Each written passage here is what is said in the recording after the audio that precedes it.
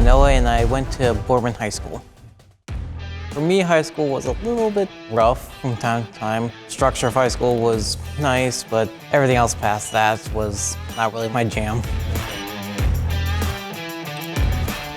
After figuring out that college was not my scene, I was like, well, let me try a trade school. So figured out like, oh, I want to do machining as my program, and well, NCSD is actually one of the only trade schools around here that actually offer the program. It's all dedicated to the one trade. You don't have to learn social studies to know how to run a machine at the same time.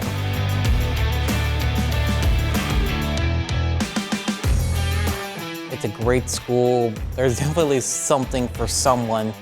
When you come in, they'll actually walk you through the programs, being like, hey, this is what we offer. And as you get closer to graduation, we'll even help you look for a job at the same time.